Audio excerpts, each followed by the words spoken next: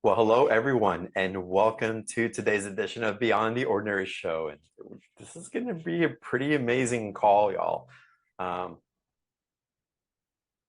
I've had the privilege and the amazing gift of being guided by Carol. Carol Collins is our speaker today, and tuning into an intelligence that communicates with me, through me, as part of me. And I'm sure Carol will refine what I'm saying in a little bit, but it's really profound. What's available and how it's available, and then how we choose to show up for it allows the communication to come through and for us to be met in that. And there's ways of channeling, ways of connecting. There's physical things that we can do to facilitate. There's these amazing processes, practices, embodiment tools that are available. And y'all, once you know this, you can't forget it. And it brings you closer to that which I think a lot of y'all on this platform are wanting to get closer to, or maybe discover that you're already in it. But regardless of that, it's going to be an amazing call. We'll open up to Q&A later also. Carol's going to be talking about the wisdom of the teachers. And instead of giving you her bio, Carol, I want to welcome you first to the show. Thank you for being here. And if you can describe to everyone your work, your passion, what it is that you're doing and serving your clients. Wow. Okay, great. I'm a channeler, and I'm a channeled medium, and I'm a clairvoyant medium, and they are different things. So as a clairvoyant medium, I see and hear all kinds of amazing things that are coming from the non-physical dimension in the mind's eye. And I like that. It supplements talking out loud, especially when I'm at home. Now, channeled medium is when the mind favors conversation with your non-physical team. When the inner mind, the subconscious mind, some people say the egoic self or the inner being is a good one. When the inner being favors conversation with your guide, then it looks upwards for that conversation, and it is upwards. When it does it, then your mind starts to slow its thought pattern down on the inside, and then it starts to learn how to translate what is coming from the other side. My mind does that. There's a process of learning how to channel. So some people do say I'm channeling, meaning I believe that I'm receiving inspired thought. The Teachers of Jeshua call that inspired thought. It could be intuition. It could be positive self-thought. It could be clairvoyant thought.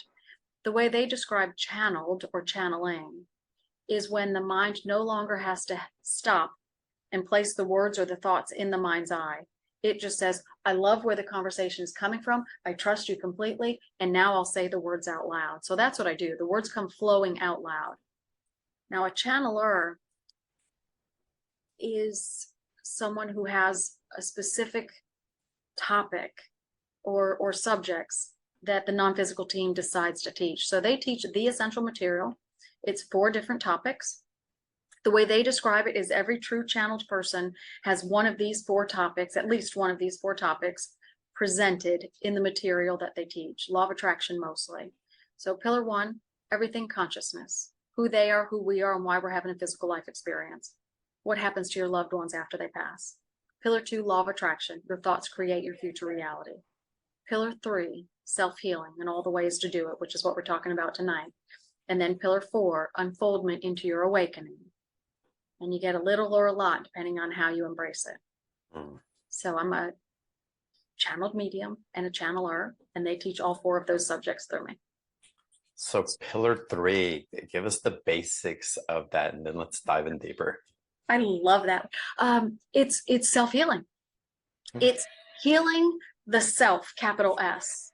So some people say self-healing. So I do it. How do I heal myself? And the teachers always come back in and they say it's self-healing. It's capital S, healing the self, healing the inner being, healing the grid. It's healing ourselves of negative emotion, of limitation, of barriers, of emotional contamination of our life. And it's healing ourselves of stress. You know, that the medical community says stress is the basis for all illness. And the Teachers of Jeshua agree. Stress is a general category for the inner mind holding on to negative thought, negative experience.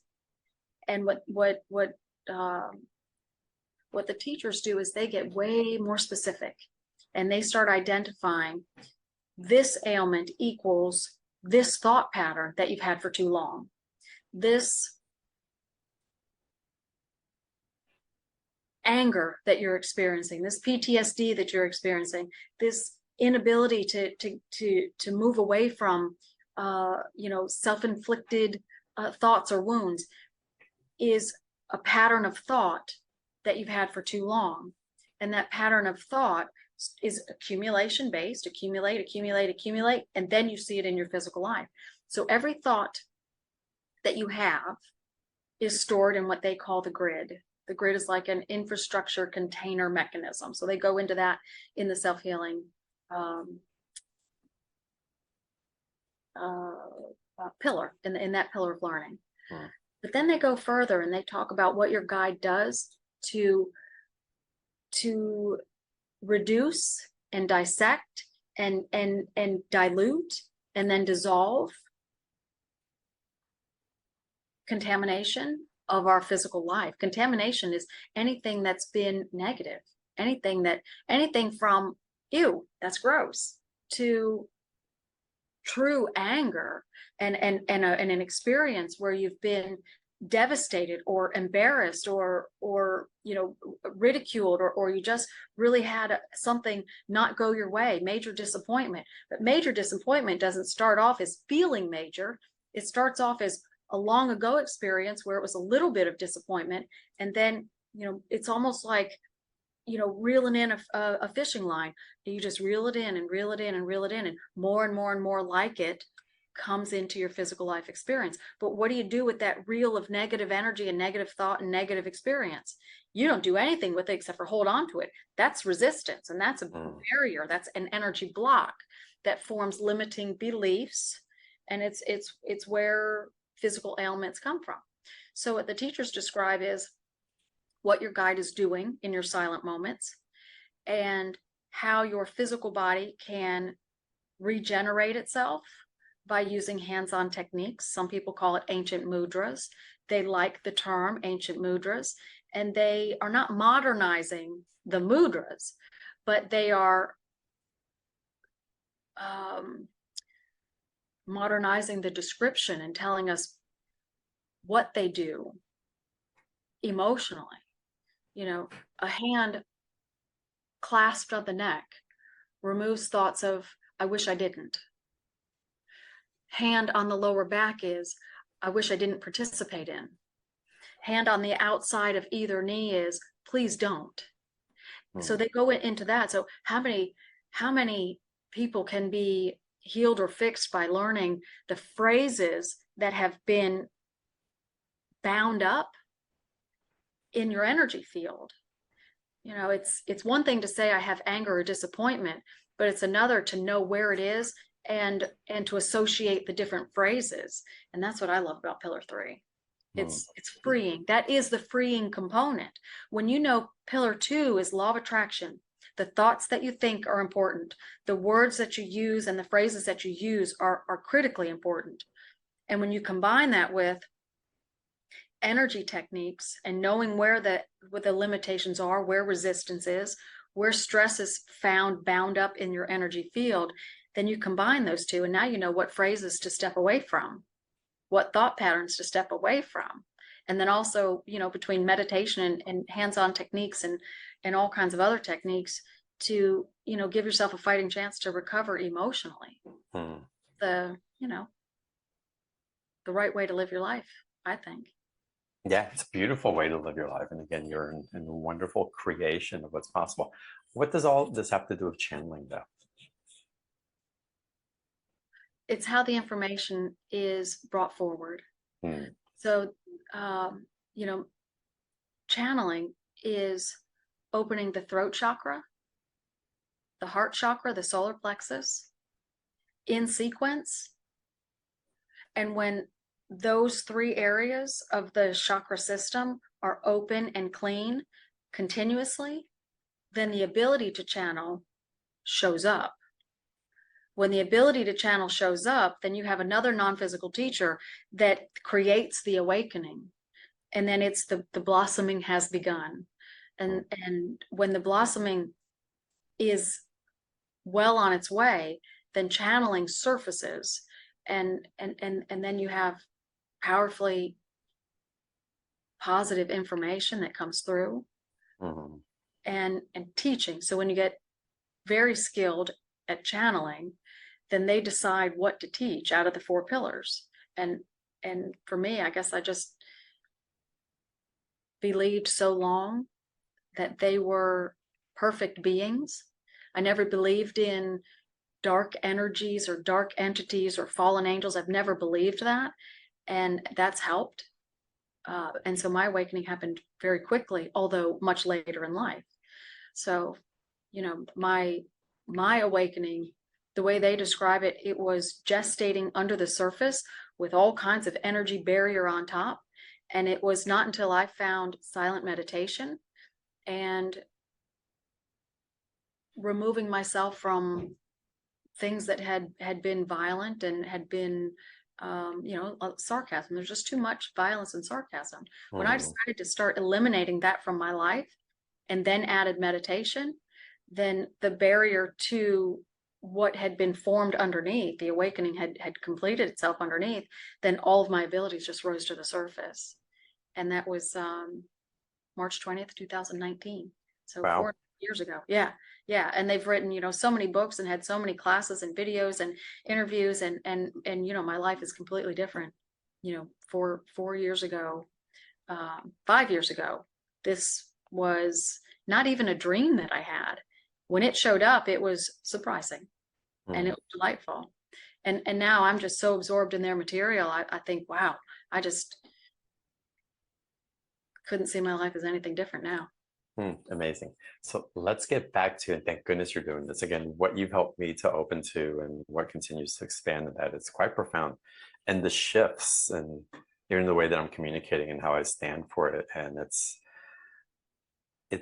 quite an adjustment, and it's a trajectory, but you know, the conviction of truth when it flows through you, it's not about you anymore. It's something else that is streaming, and we learn to have a different relationship with it. Yeah. Well, you know, your lifestyle is, I believe in spiritual things. Believe that non-physical vibrational beings that are elevated in their knowing, higher consciousness, you believe that it's real, and you've made it your life's mission to bring more of that to the forefront. And you don't engage in violent things and violent television or video games or, you know, or books. And so you have removed, like I did, violence from your life, and you've embraced love and peace and joy. And not only embraced love and peace and joy in your pastime, but that's what you do, you know, here as your business and what you want to promote to other people. And you are encouraging, you know, the world at large. These things are important. These things are good. These things are healthy. And so when you say again and again, these things are good, these things are important, these things are healthy, and you mean conversation from the other side, and the idea of energy as all things, and thought matters and peace matters. Well, there's law of attraction at its best right there. Law of attraction is what you think about, you get more of. What you believe in, you get faster. What you love upon, you get really, really fast. And you've loved upon the idea of peaceful way of living, and that we are guided. So when you do that, the crown opens up, throat chakra opens up, heart opens up. And so it was a process of a little bit of one-on-one with you, to have your guide step in and just unlock. Really, it was align the solar plexus, and then, you know, beginner channeled became part of your life experience. So your life story now includes channeled. So you Mhm. have, so self-validation is always necessary, because you clean out the errors and the oops, because the mind wants to blend, human thought with channeled, Mhm. So the process of meditation and self-validation removes the human thought, and then you just have pure channeled. Mhm. Now, you can have blended, and if your life is beautiful and peaceful, then that blended is still going to add to the beautiful message, and it's going to be a continuation of beautiful thought. But I'm a purist, Mhm. and so I like to know the message came from the non-physical dimension, from the teacher level, and I want no human thought. And so they validated that mine, when I'm in channeled position, there's no human thought. So that's how the books are written. That's how the interview will be done.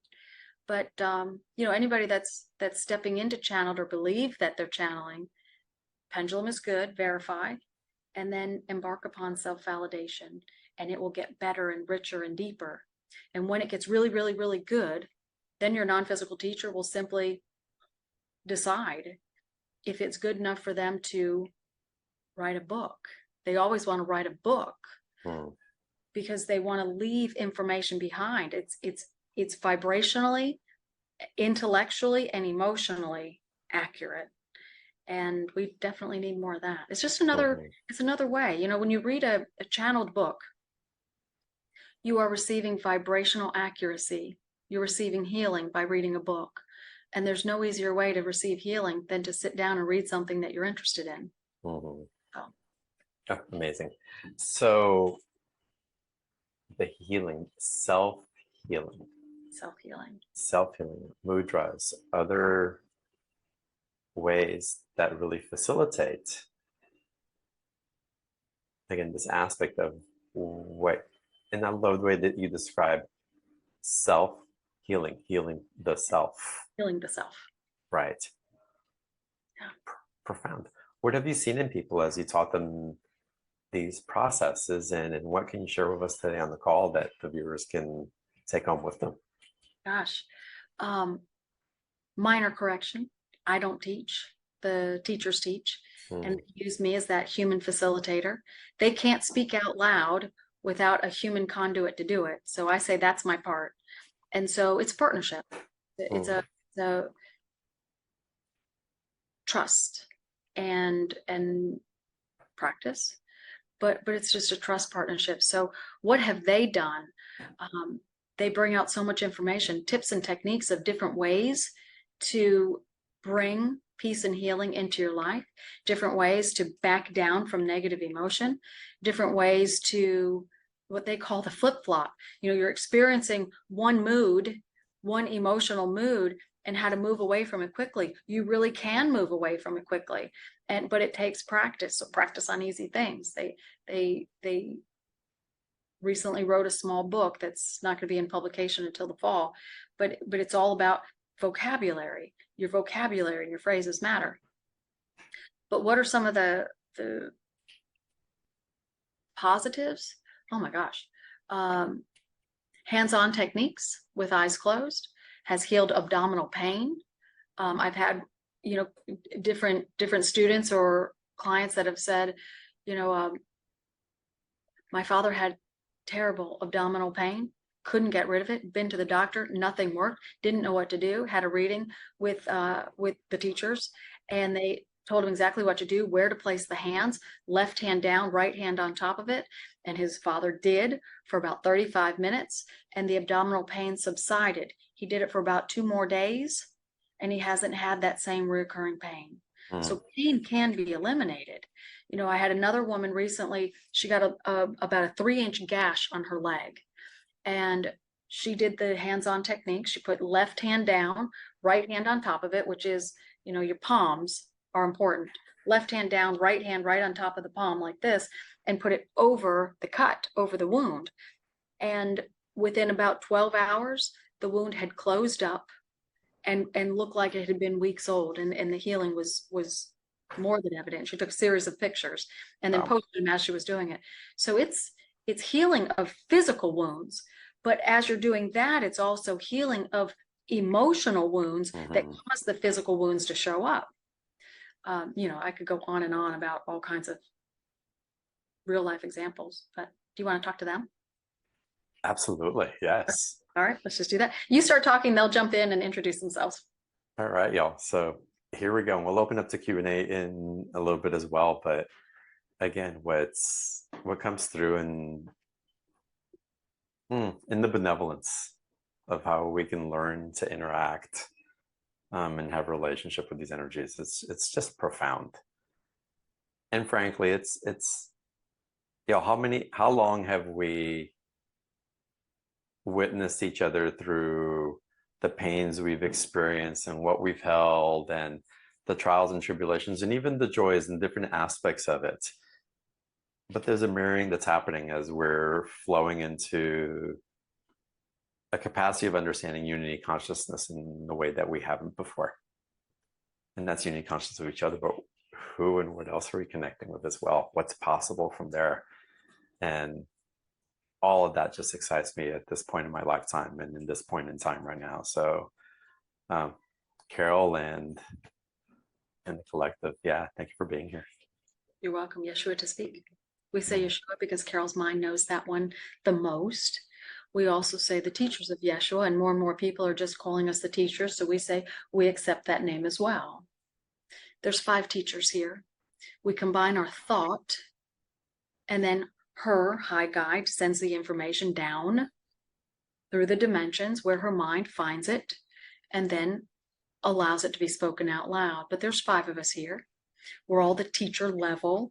Human beings are not teacher level after you pass from this lifetime. You are powerful entity beings. You're not babies over here, but you haven't gone through the training necessary to be guides, healers, and teachers. So we are teachers. And we like teaching about ancient mudras. Now, mudra is just say hand placement. Hand placement is directing frequency within the energy field in the vicinity or the area of the human body to heal the energy of your life story. When you heal the energy of your life story, then your life story must change. Now, if you have happy and peace and joy and love, then that needs no healing.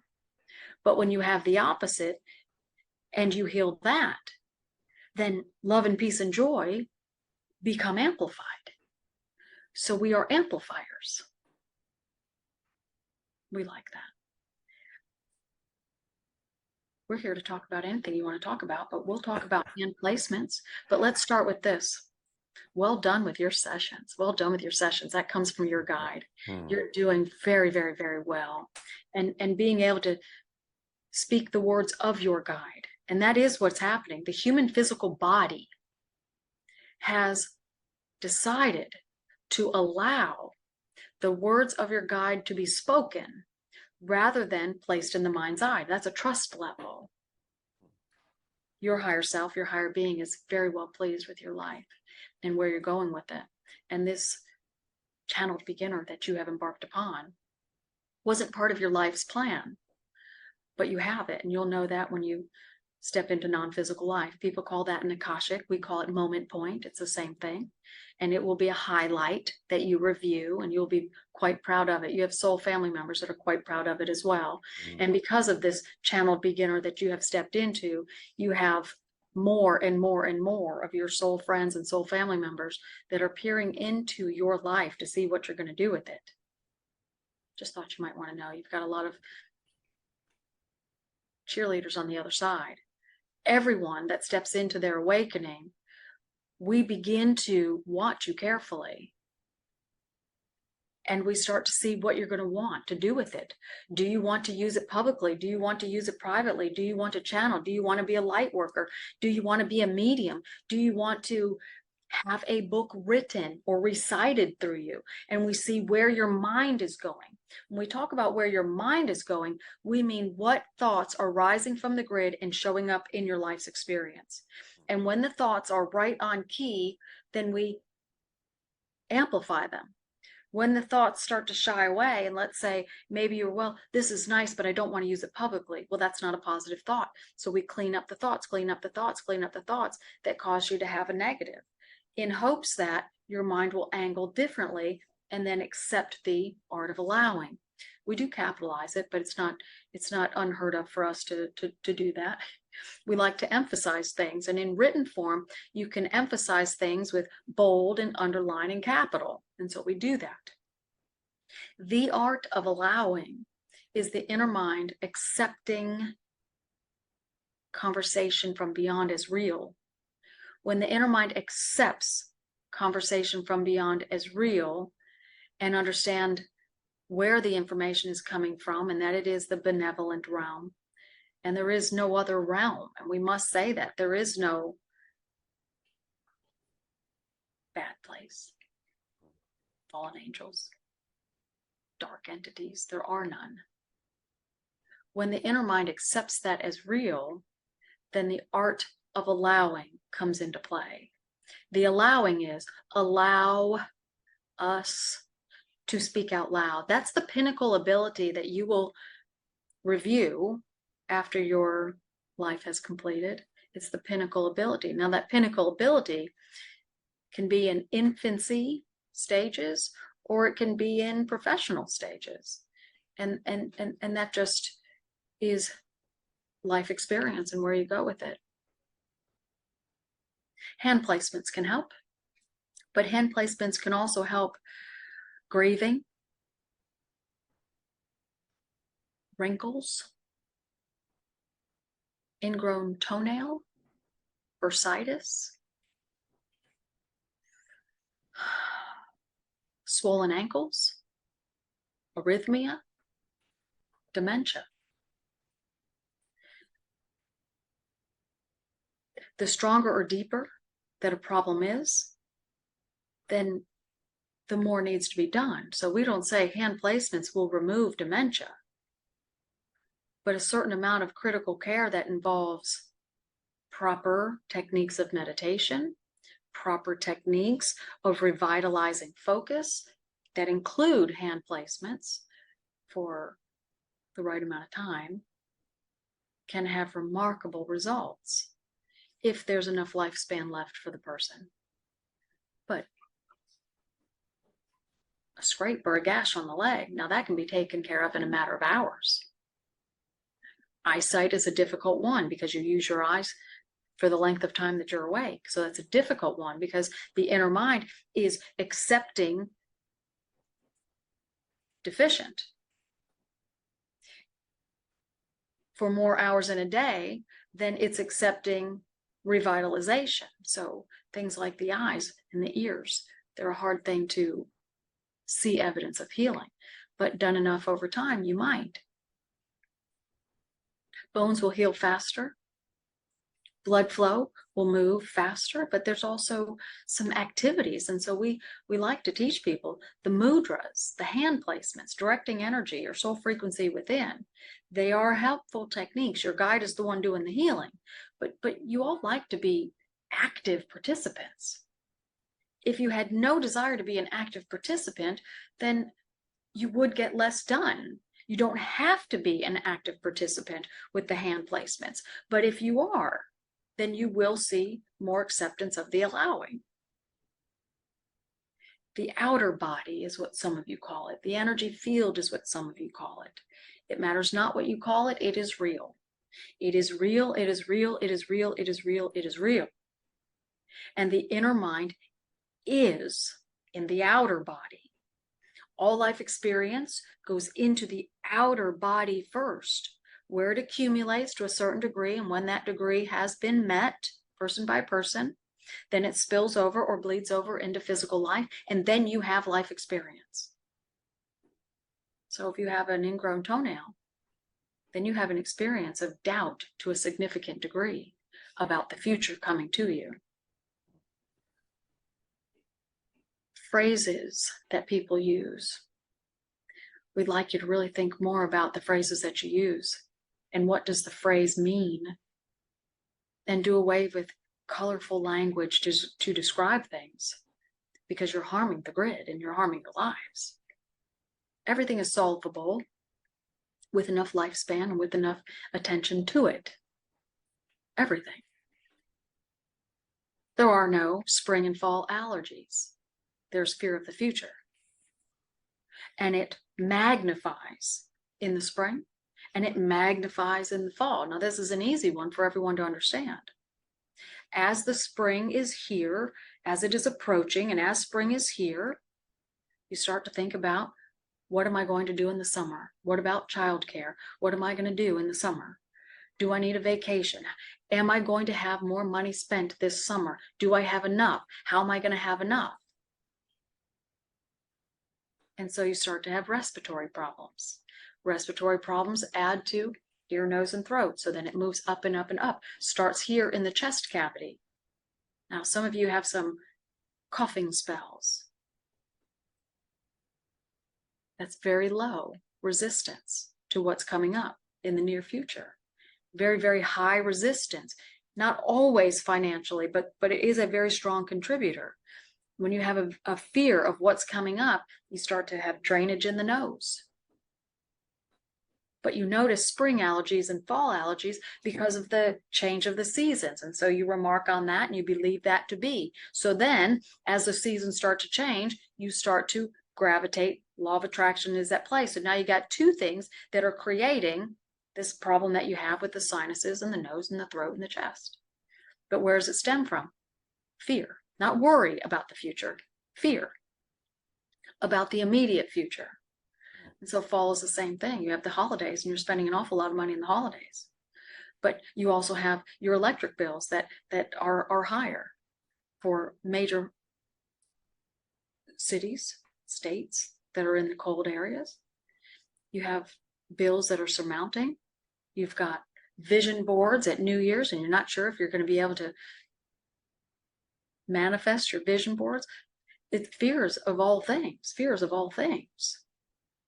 And then you have aggravation on top of it. So there's so many different contributors. But so we talk and we talk and we talk and we tell you where things are stemming from. Now we go into verbal depth about the hand placements. There's plenty of information in the world about the hand placements and how they help certain areas of the body. There is no information in the world left, although it used to be here. There's no information left about the words and the phrases that create emotional discord and how the hand placements align to certain ones. So there's different hand configurations. We'll give you one, taking your thumb and putting it on the back of the ring finger. On the left hand, this quiets the thoughts that you are currently manifesting. Now, all the way where your ring would be. Now, putting it on the right side quiets the emotions that you are currently manifesting. That means under the surface brings things down so that you don't experience them. So when you're going to a funeral, you want to do both. You want to sit there like this with your palms up. Now, the palm facing up is cleaning up all things that you are aware of. Palms down, cleaning up things that you are unaware of, that have bothered you, that aren't surfacing, but the thoughts aren't surfacing. So sitting in a funeral, you want to sit like this. But most of you are sitting like this, or you're holding on to something. You could be holding on to a hymnal, or you could be holding on to a photograph, or your jacket, or. But you want to balance. You want to keep at bay the thoughts that are rising, keep at bay the emotions are rising, to hold or stave off more or depth of grieving. And that's just one example. So there's hand placements, there's positions of the hand, but there's also placements. Place your hands on the outer side of your thigh, cupped like this. Outer side of the right thigh. I think I made a mistake. I think I made a mistake. It's the emotion of, uh-oh. So vocabulary is important, but vocabulary and phrases aren't always vocabulary. Sometimes it's your facial expression is your first indication that emotion rose into your physical life experience. So when you're squinting, or that's your first red flag. So if it's a facial expression, well, then it's a hand position on the right hand side to pull that emotion down, and then you'll be distracted by something and move on with your day, and then you'll forget whatever it was that started to bother you. And the same thing with a thought. So a wince or a facial expression, well, that's first entrance into physical life experience. The thought is right behind it. A behavior is right behind that, and a physical problem is right behind that. So if you have a physical problem, you have to deal with depth of emotional contamination in the outer body. Hand placements give your guide some extra softening. Soul energy moves in and out, in and out, in and out, in and out, in and out within the outer body. And when you take your hands and place them, we're going to place Carol's hand around her wrist. So now you've got soul energy that's moving around, in and out, in and out, in and out, around the body. It's all the way around the body. It's moving, it's spinning. And so it's spinning here on the base of the palm as well. So when you got soul energy that's spinning on the outside of the body and soul energy that's spinning on the outside of the body, and you put the two together, now you got a double spin. Your guide used that double spin to reduce negative emotion right there. Now, what is it about this wrist? Well, this is things that I don't really understand. It could be comprehension. Comprehension is here. And then deeper comprehension. I don't know, from the elbow to the shoulder.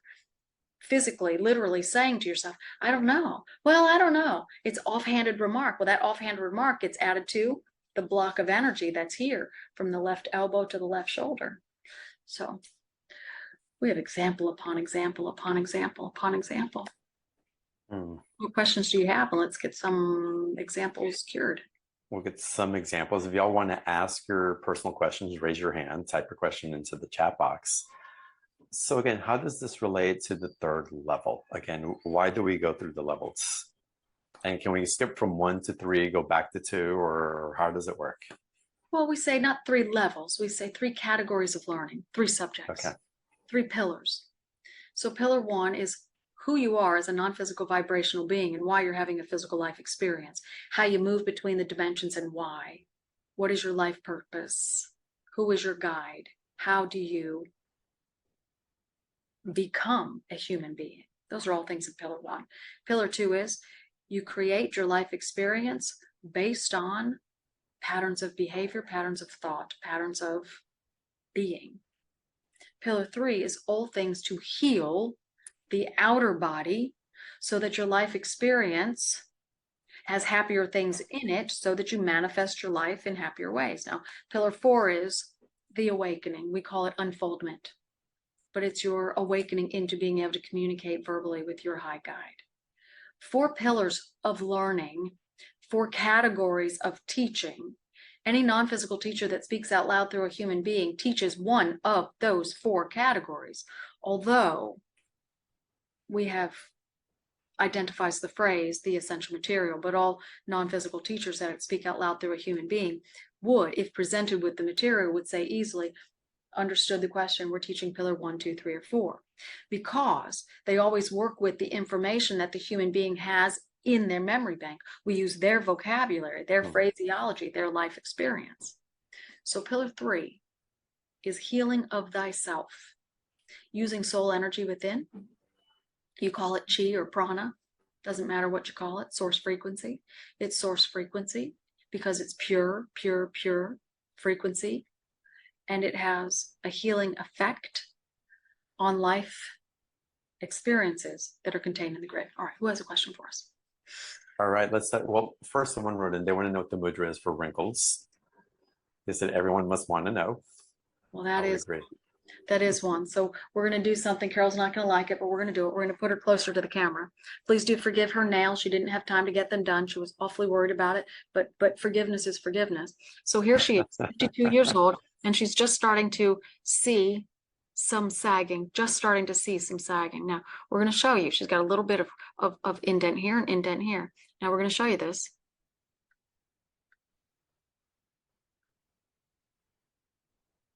It's improvement. Okay. So the sagging and the wrinkle here is in the neck. It's in the neck. Now, on this left-hand side, the block of energy, the emotional coagulation is down by the right ankle, left neck, right ankle. It's the opposite. But this is fascia related, the underlying. So when the fascia and the skin and the muscle start to bend and fold, so your medical doctors have identified this to some degree. So this is fascia rolling of anything here. Starts here. Don't really need to roll the face. You just need to roll the neck gently. Don't do it to the point of bruising, but you need to roll it. So find yourself a good fascia roller, a small one. And doing it here will have a healing effect on the fascia, which will show up as tightening of the skin. Now, what is that emotionally? I don't want to know. I don't want to know. I don't want to know. What do you not want to know? I don't know what they're going to say. I don't want to know what they just said. I don't want to know what they're saying about me. But it's not about me necessarily. It's I don't want to know. I don't want to know. I don't want to feel that. I don't want to feel that. So she's got more looseness on the left than the right. So she has more thoughts of I don't want and not as much emotion. So there you go. So the wrinkles, it all has to do with the layers of skin. And so take care of the layers of skin. But you have to take care of the under layers. It begins on the innermost layer of the skin and then slowly becomes an outward evidence of what you have brewing on the inside. Great question. Love it. All right. Fantastic. All right, let's move on. Peg, let's get you to unmute. Welcome, Peg. Hi there, John. Thank you for choosing me. I'm going to do something I've never done before. I'm going to just ask here what is best for me to hear right now.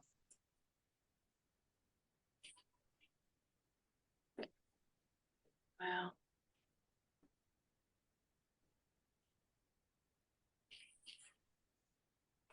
Bringing your guide in. We've got to go get your guide. All right. Understanding that there's some problems. Countenance is just climbing in a positive direction. You're starting to accept that there are things that you can focus on that aren't boredom.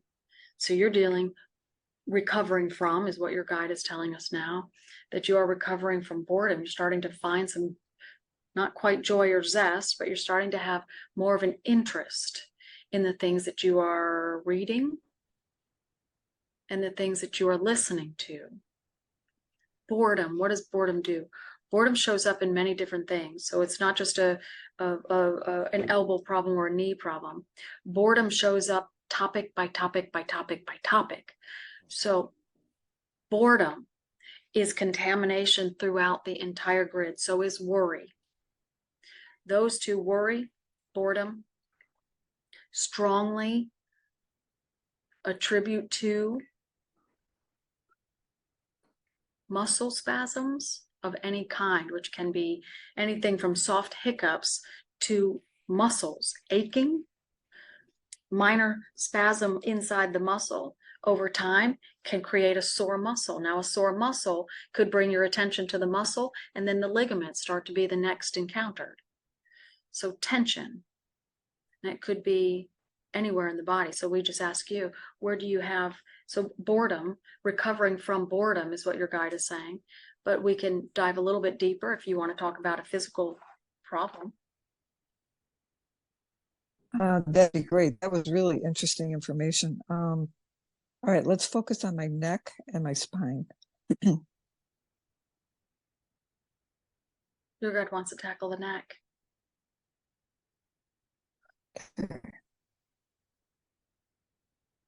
Unconscious accumulation of anger. Unconscious accumulation of anger. So we say this, although human experience is based on the 5 senses that you have: eyes, ears, nose, mouth, and your physical ability to feel by way of skin, nerves. Your physical bodies identify life experience. You're all watching the screen right now, and you can see everything that's going on the screen, but your eyes also see everything that's going on in the room. You're aware by way of ears of what's going on outside of the confines of your sight. Your other senses, nose, mouth, eyes, and your skin, are aware of what is going on right here, right now, where your body is. Your ears can have or be activated on information that is outside the confines of your eyes. Okay, that's conscious accumulation. And you're aware of where you are and what you're doing. That's conscious acceptance of life experience. You also have unconscious acceptance of life experience. And that's the one that is so harming to all of you. So you had 20s where you were living with a roommate, and that roommate was an alcoholic. You didn't like the taste of alcohol, and so you didn't drink. But your alcoholic friend, or the friend that had a tendency to overdrink on the weekends,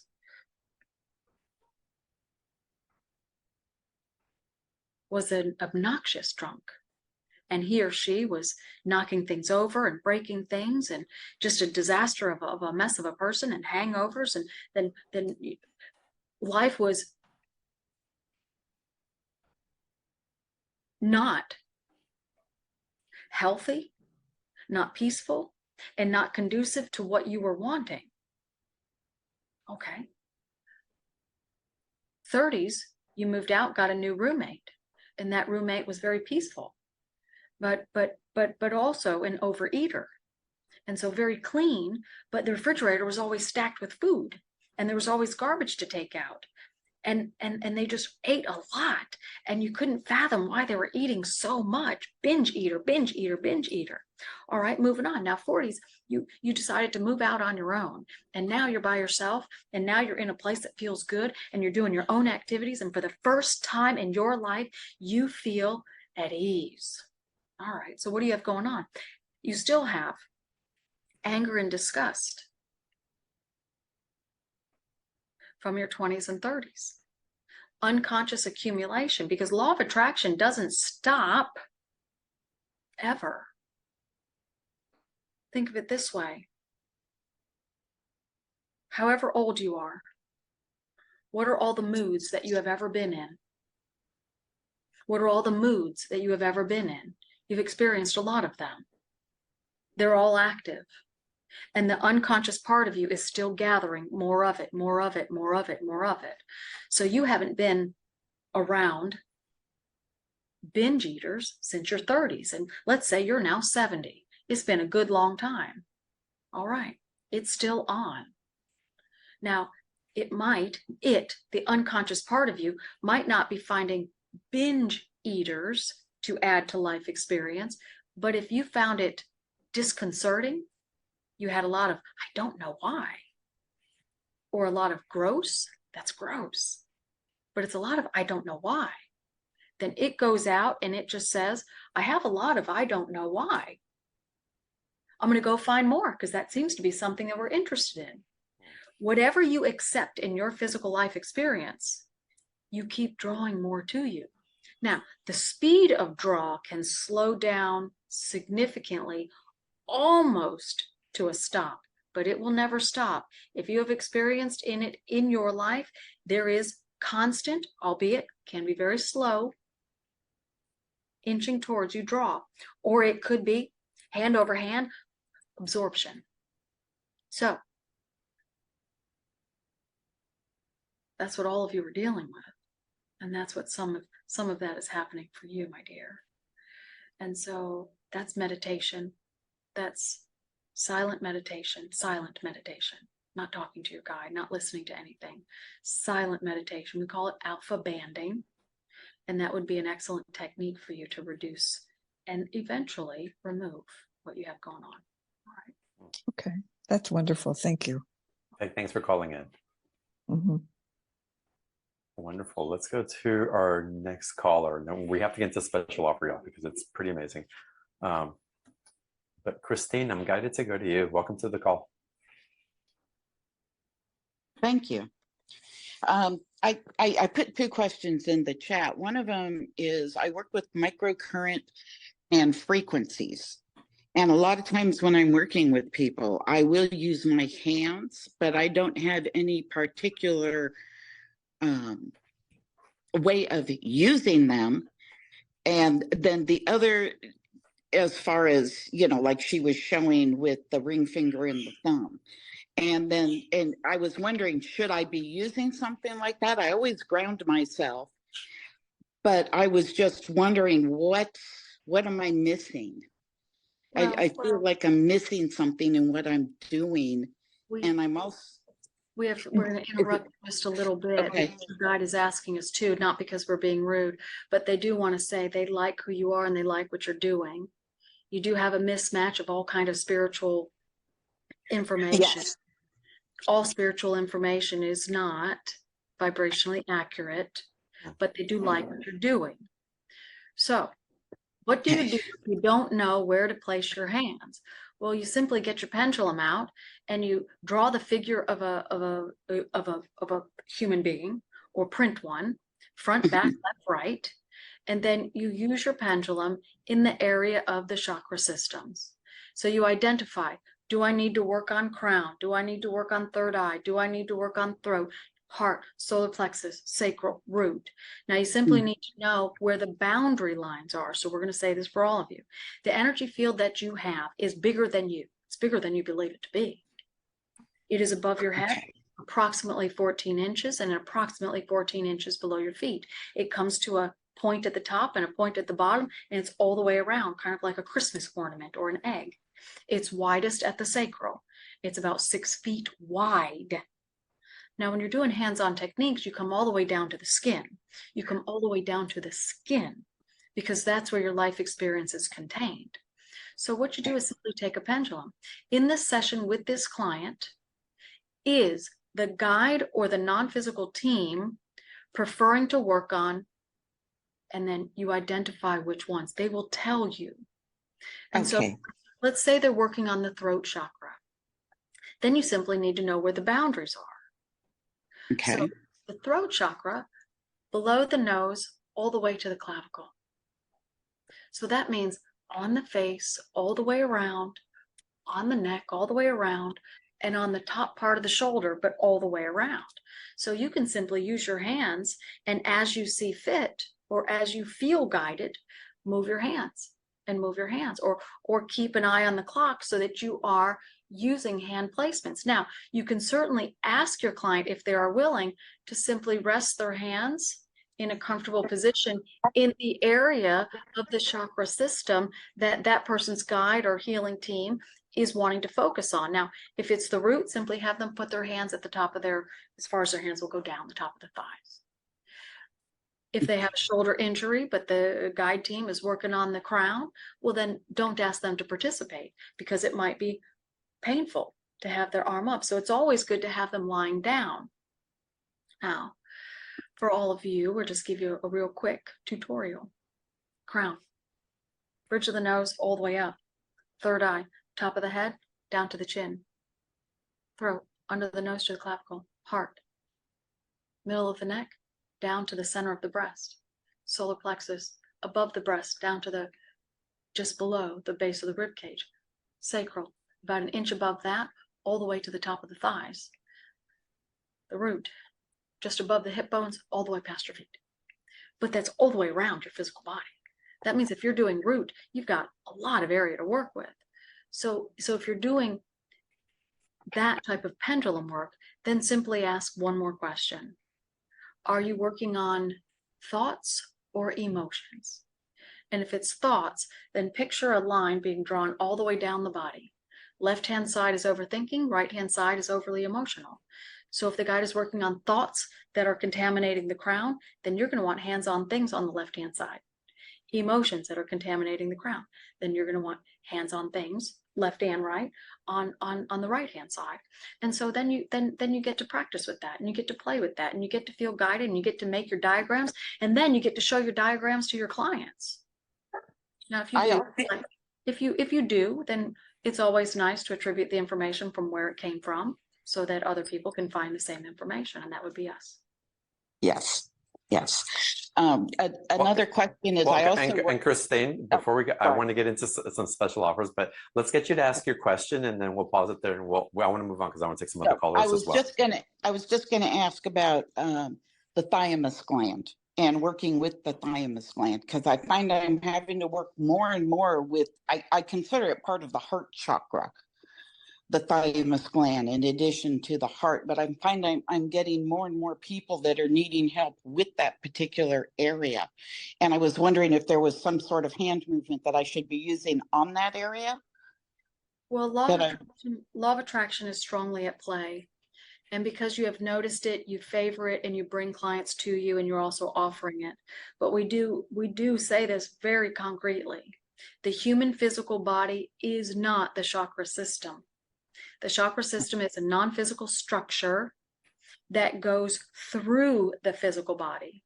And so any gland, any skin, any organ, any system of the body is not the chakra system, even if it's in and around the physical body. Heart is not the heart chakra. Heart is not the heart chakra. The legs are not the root chakra. So we would just, for the sake of time and to have John be able to move on and do his package, we say, understand that the energy field is a non-physical structure that is separate and distinct from the human physical body. But all of your questions are beautiful, and they're good, and your guide does like where you're going with it. John, we'll turn it over to you. Thank you so much, Christine. Thank you, John. All right, blessings to you. So, yeah, sure. You know, we could bring Carol back in, but I really love your perspective on how people listening can go deeper into this wisdom. And again, Carol's typed it up, or guided to as the wisdom of the teachers of Jeshua is love. And she's going to take it into the unfoldment, into channeling, and the art of self-healing, and then our knowing, and then into manifestation. It's like, what excites you about people participating in this type of program? We are the Teachers of Jeshua. There's 7 teachers invited into this conversation. What do we like? We like that we get to teach you. You teach each other, and you teach each other some very strange things. You teach each other some very strange things indeed. Some of it has basis in truth, but it's been diluted to the point where it's not. But you teach each other, and we like that you teach each other something that has to do with physical body and non-physical body. But we like to teach you because we remind you and we remind the world what truth is. We like that we can teach all 4 of these pillars. But we like when you sit for a moment and we sit and we see that. Some are ready for a little and some are ready for a lot. Casual students, serious students. But every casual student can become a serious student. Serious students can become disinterested. Why would they? Energy blocks, negative emotion, coagulation, contamination within the non-physical body. So we like when people favor channeled. We like when people understand that channeled is a progression, and when it's good channeled, then we teach. And we teach and we teach and we teach and we teach. And we love doing what we do, and we want to teach all of you to love what you're doing. Minor thing. You might be filing your nails. We want you to love the moment that you're filing your nails or whatever it is that you're doing. We have depth of information to bring forward. And as long as people are interested, we'll keep doing it. So wonderful. So y'all, the link for the special offer, April, if you would type it into the chat box, please, so that everyone can access it. It's several items. And Carol, are you back? She's here. She can hear, but it's us. Okay, I wasn't But, sure. but we designed the package. We will say that. Carol stopped and said, well, what do you all want to do? And so we said, well, let's do this. We like giving people an opportunity to taste a little bit of the fruit that we offer. Hmm. The unfoldment into channeling is classes. And so you get to join us and you get to experience what it's like to hear us teach and be a part of the class. You get to participate, not just observe. You get to participate. So know that when you participate, it matters not what week or what class session that you join. We will always have conversation with your non-physical guide, and then we will design part of the class session to include what you are needing. And we do the same thing for the self-healing class. So those are classes, and you get to be a full participant. Now, the hour knowing. This is your opportunity to ask us anything that is important to you. And you can ask us how to build a business, how to get your cat out from underneath the bed. We've had that question. You can ask us to speak to your loved one. You can ask us for guidance on any topic that is of interest to you. And any topic means anything. So it's open Q&A. You might as well say it's a group reading. Now, manifest with ease. This is a focused workshop to help you with your vision board planning for 2024. We're going to talk to you about how to manifest using energy, how to manifest using words. We're going to teach you how not to manifest, which means a physical vision board. We're going to talk about vision boards, but we're going to talk about how to do it, when to do it, how to emphasize it, and what the drawbacks are, and how you can overdo it and miscalculate what you're manifesting and then manifest the wrong thing or manifest it for someone else. We'll Amazing. go into details. Yeah, and so all this, y'all, is part of the special offer, and it's valued at over $240. It's $97.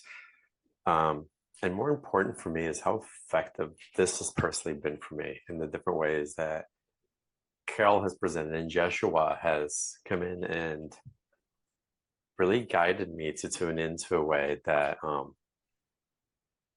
that I was not privy to necessarily. A new way, and it's slowed down my communication. The information was coming from a different place. I've had visions that have manifested in this place that I'm living, seeing mountains of where I was moving to before I was moving, and necessarily as, wow, that's cool to do, but a guidance system that's really in alignment with the opportunity to follow a soul path that's unfolding for me and my decision to say yes to it. And Yeshua, I'd love for you to explain choice points that we make that are how the conscious runs it, but how the unconscious runs it as well. The unconscious always runs it. Hmm. The unconscious always runs it. The unconscious is the outer body. Thoughts are like fishing lines that are coming into the grid. We call it the grid.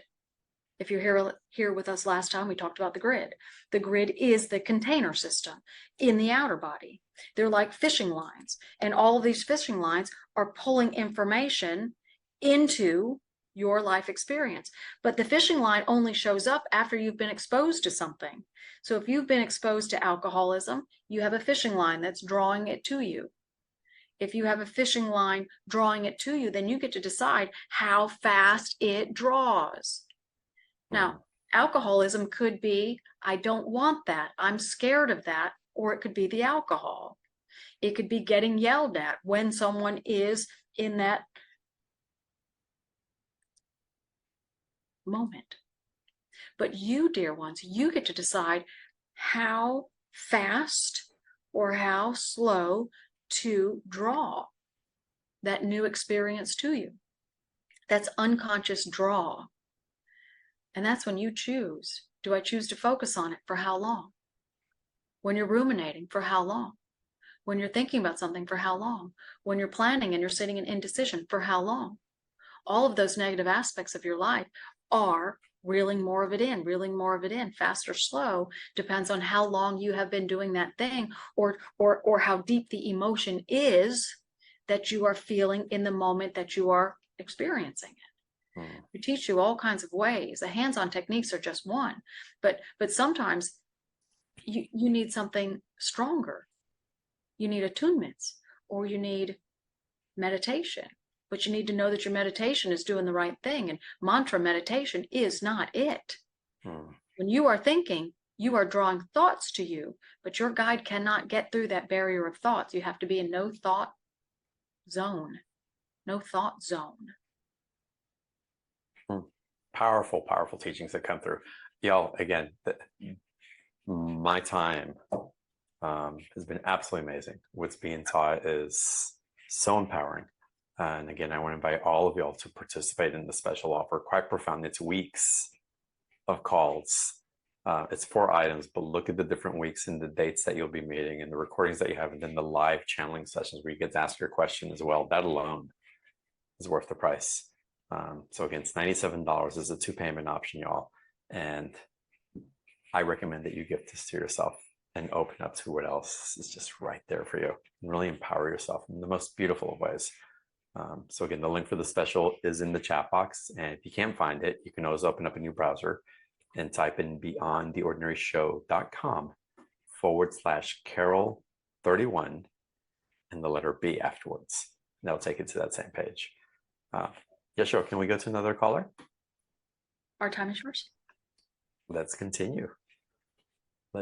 So Linda wants to ask about mudras for dementia. It's more about meditation. So there's one teacher here that's going to have this conversation. I just say one among the teachers. Dementia is unconscious draw. It's like 2 of those fishing lines that get tangled, and they start to draw at the exact same rate.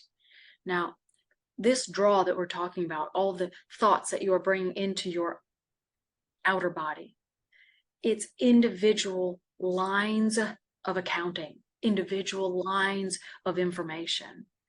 Dementia is when those lines get tangled. The reason it gets tangled is because of confusion. So when you say, I don't know long enough, as well as many other things, then it can create symmetry in the reeling in.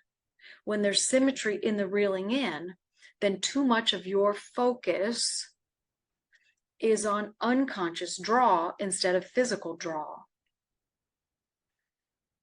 It's a short conversation, but we'll give you a little bit here. A person that is suffering from dementia is suffering from intermittent unawareness of where they are, and that intermittent becomes longer spans until it's mostly unaware. And then there's intermittent of being aware, and then it becomes less and less and less. So deep meditation. We do not advocate hypnosis. We advocate deep alpha and theta meditation. But it has to be with a guided, structured person who understands how and when to cause the mind to be in the here and now. So it's a skilled practitioner to do numerous sessions of causing the human being to go nice and quiet in the mind, which is deep meditation, and then on cue causing the mind to come back into the here and now. Deep meditation, come back into the here and now. Deep meditation, come back into the here and now.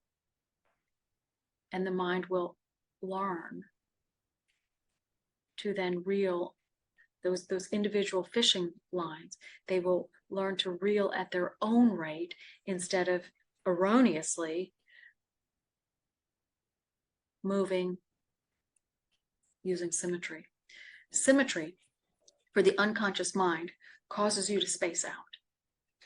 Now, we're not talking about a little spacing out, just daydreaming. We're not talking about that. That's not onset of dementia. So don't jump way far in the future and say, well, that's what they said, and then get yourselves all worried and then get the information all tangled. We're talking about a systemic, unconscious draw of confusion. So someone who's suffering from dementia has bound up energy in the energy field of serious, serious confusion. Now, what shows up on the surface is a lot of I don't know, a lot of I don't know, and a lot of indecision. And we mean serious amounts of I don't know and indecision. So if your minds are going, well, could that be me? Is that my friend?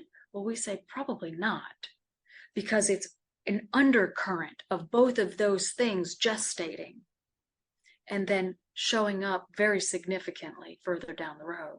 So we say, stop saying the words, I don't know. Make your decisions faster and deal with the consequences in a healthy way. But it would be skilled practitioner. And that's another deeper conversation, but we think that's a good amount for now. Wonderful. Thank you. Thank you, Linda, for the question. Christine's asking about help healing adrenal fatigue. And I'll suggest that there's a lot of diagnosis with hormonal imbalance.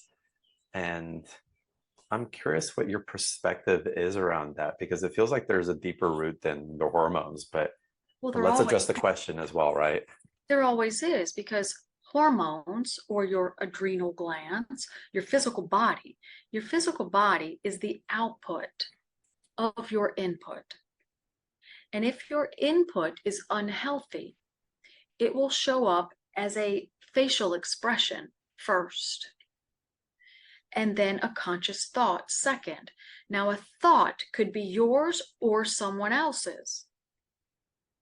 So the next time you're at a cafe or the next time you're in public spaces, just take a quick awareness. What are you hearing? Mostly positive, mostly negative? That's your first indication that step 2 has been enacted. Step 3 is a behavior. Now, a behavior of biting your nails is I don't know. So the third is a physical. It's a physical contribution. So the first contribution, the first awareness of too much negative emotion or negative mood or negative phrase, which is a negative emotion, being bound up in the energy field, is a negative facial expression. The second is thought that you are aware of. It could be yours or someone else's. You have the television on and you're cleaning or you're cooking and you're doing something and you are intermittently tuning into the television. Now, why do you tune in to a certain segment or a song? Why do you keep, you distracted over here and you tune back in? Why do you tune into certain words and certain phrases and certain segments of television shows? Because that's what's rising in the grid. So it's your facial expressions first, thoughts, yours or others, second. Behavior comes third as the third progression, and then physical life is the fourth progression. So when you say I have a problem with the adrenal, we say, no, you don't. You got to back it up, back it up, back it up, back it up, because you have a problem and it has shown up in the physical body. That means you're at stage 4. You're at level 4. Now, level 4 starts off as a scratch. It's worry is what it is. So it starts off as just having a little itch. You feel like it's an itch, so you have to scratch. But that's topical, that's skin. And then as it sinks in deeper, well, then you have more. Then you have flaky skin. And it goes, depending on what the subject is, because worry is a general categorization. Stress is the biggest general categorization. And when you break it down to all of the different negative emotions, that's the next lower level general categorization. And then each of those emotional moods get applied to human physical experience. And that's how it shows up in physical areas of the body. So you can have worry and you can have scalp issues, or you can have adrenal issues, or you can have stomach issues, and it would go deeper, deeper, deeper. So it starts with the skin and then goes deeper. So we would say anybody that has adrenal issues, they have worry. So you always want to use right hand techniques. But then worry about specific things would show up not only as adrenal, but certainly with pimples, are onset of worry rising. And so it's just secretions into the cells and secretion out of the cells, internal or external. But that one has to do with worry. So how do you eliminate worry? Use the caution that you have. I'm not really sure if I should cross the street. Don't. I'm not sure if I should step this close to the street. Don't. Back it up. Back it up. Back it up to the place that feels good. Physically, literally feels good. So let's say you're getting ready to cross the street and there's a group of people and you really don't want to be in the middle of everybody, but that's where you're standing. And so you're standing there waiting for the crosswalk to turn green or turn white so that you know that you can cross. But you're feeling uncomfortable being in the middle of this group of people getting ready to cross the street.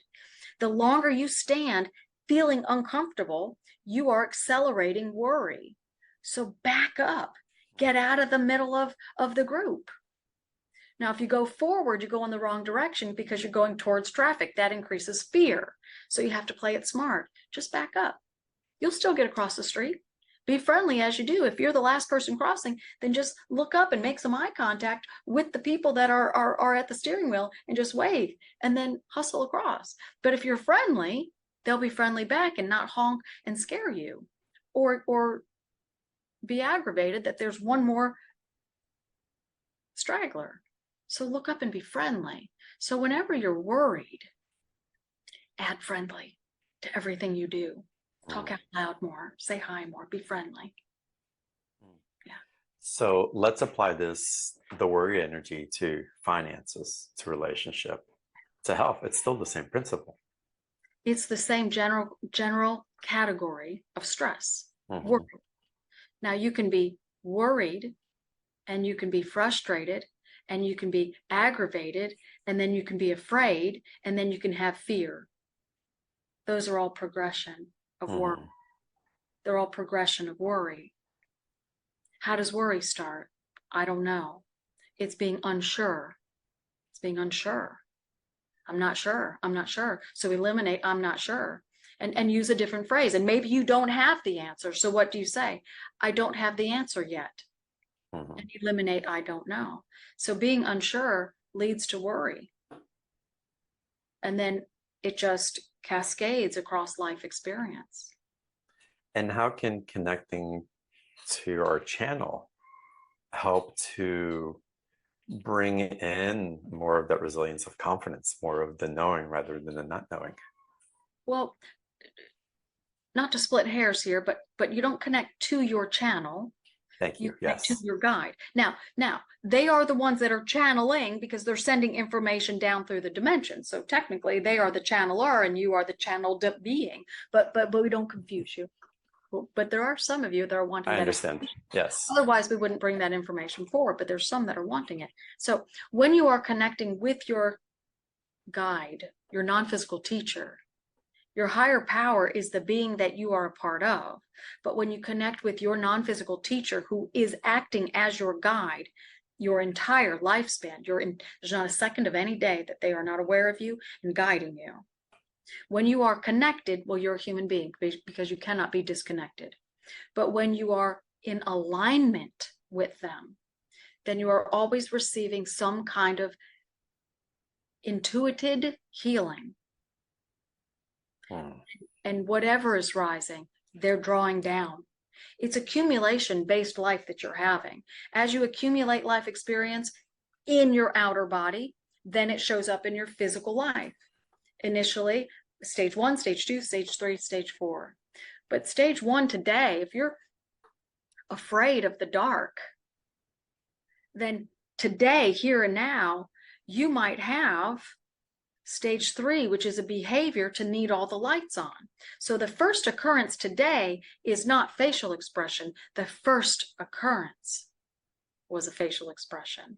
So when you've got fear rising, your non-physical teacher, what you call a guide, is using intuitive energy to bring fear in general down, slowing the fishing line from being reeled in. They slow it down. They slow it down. They ask the mind.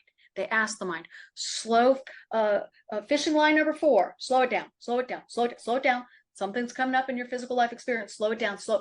Good. They did it. Good. Didn't hear me.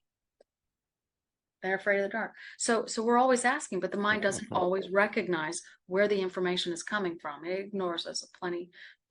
It ignores us plenty. But we don't ever stop. We don't ever take a break, and we don't take a vacation, but we know that you do. And we know that everyone has guidance. We want all of you to know that you have guidance, but it's not verbal guidance that you have. You will not have verbal guidance unless your awakening is complete. Dispel that myth. And Carol's a huge advocate of meditation. She is, because we taught her to. She wasn't before that. She was not a meditator. She did not grow up with yoga and yoga meditation. She did not grow up with silent time. She grew up as a quiet child. In those quiet moments, we would do as much as we could from a healing perspective. But she didn't gravitate towards meditation until the year prior to her abilities surfacing. Why? Because her abilities would not have surfaced if meditation was not inserted. Her abilities, or anyone's abilities, you need meditation to break the barrier between unconscious and conscious experience. Beautiful. Y'all, we're going to run the replay of the call all week long. So we'll send the replay a little bit later. The link for the special offer is in the chat box.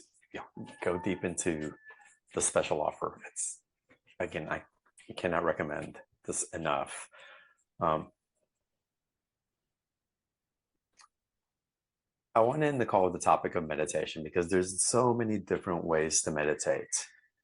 And what's been really impactful for me is the silence, like being in that no space, as you spoke to earlier. But a lot of people prefer guided meditations, following words, these other ways. And those are wonderful in no particular, but the most impactful for me, again, for me, nature is very impactful for me, and grounding in that way. But again, what comes through in the silence meditations, when I have the opportunity to get into that blank space, it's been such a gift to receive that in different ways. And how can anyone listening to the call get into that space, or what other ways of meditating do you also suggest can be very beneficial for being the one that's being channeled through? Well, let's just use an example here. You're in an auditorium, and let's say it's a basketball game going on, and you've got the basketball is bouncing, and you've got the referee blowing a whistle, and you've got the coaches yelling, and you've got the other players that are sitting on the sidelines, they're yelling and cheering, and you've got the cheerleaders that are yelling and screaming and cheering, and then you've got the stands are full, and they're all yelling and screaming and trying to get their words out. And so it's accumulating. Can you at any time pick out one single voice to focus on? It's impossible. It's impossible. It's impossible. So when you are doing mantra meditation, singing bowl meditation, music meditation, thought meditation, repetition meditation, standing up meditation, eyes open meditation, quiet walks in the park meditation, listening to the birds on the front porch meditation, we say that you are in quiet contemplation. But that does not constitute meditation. Meditation is, simply think of it that way. If you are at a loud event, can you hear one single voice? No, you cannot.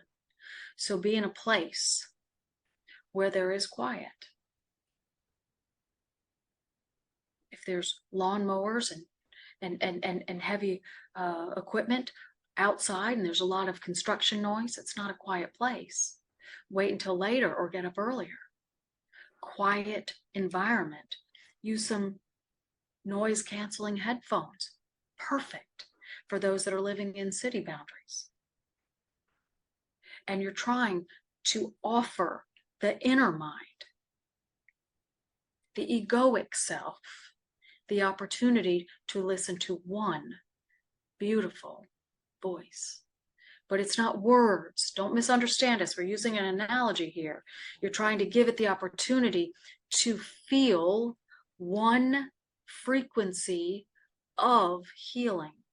And in meditation, we're always healing, healing, healing, healing doubt. You have to have doubt healed before the throat chakra will open. When the throat chakra opens, your awakening might begin. So we go into that. We call it rhythm of the body meditation. When you have no thought meditation, when you have no thought, which means no thought, no images, no fidgeting physically, when the mind begins to slow thoughts down, then the unconscious part of you starts to look upwards. And it is as if it has found a moment where it can hear one voice in the crowd. One voice, but you have to give it a fighting chance. Close your eyes, reduce visual noise, be in a quiet place, or use noise canceling headphones, and reduce sound noise, thought pollution, sound pollution. Bring those all the way down to a minimum, and your meditation will be better. We offer you one last tip. Keep your palm of either hand up in your lap. Just very casually, palm up. As a thought or an image or a to-do list or remembering something, song playing in your mind or whatever it is, sound from outdoors, when active thought presents itself, simply turn the hand over and back again, very gently on your lap. Over and back again. This signifies to the inner mind, not that, back to quiet, not that, back to quiet. Don't bring me that, I want quiet. Don't present that, I want quiet. Over time, you will have excellent meditation sessions, and then your awakening will be obvious to your guide. Yeah. Wonderful. Thank you so much for that. And thank you so much for being on the call with us today and for sharing it's so much love and beauty for all of us. We appreciate you and all of you that are here. We call you dear ones because we love you so much. We're going to bring Carol back in so that she can have a final conversation with all of you. Thank you so much. Thank you. All right. And Carol, do you remember those conversations? Do you not? You know, I hear it as it's being said. And this I do remember right now. Give me an hour and I won't. I'll need to listen to the replay later or tomorrow too. Oh my God, such amazing. And I'll write it down. You know, all of your questions. Yeah. That's amazing. And as you ask about a certain ailment or a certain body part that hurts, and they bring out the emotional phrase, I go back and write that down and trying to create a list that can be produced for all of you. I don't have that yet, but at some point in the future, I'm hoping to put that out there more concretely. Y'all, a full-on workshop today on today's call. Come back and listen to the replay, the special offer. Go deeper, y'all. The link's in the chat box. If you're find it in the chat box and just click on it, you can get to it later in the day or tomorrow morning if it's late in the evening for you. But y'all go deeper with Carol and the teachers, the guides that's available. Carol, it's been amazing. You're welcome. You're and welcome. People are already asking us to come back. Share the link, share the link, because you never know. Just put it out there to everybody you know on your social media, because you never know who has this similar mindset and you just haven't connected on the mindset. Just put it out there. I love that. Love the invitation. Great stuff. Carol, thank you so much. You're extremely generous as always. And I look forward to next time. You've got to come back. Absolutely. Absolutely. All right. Thank Have a great night. Thank you. Bye, y'all. See you in the next call.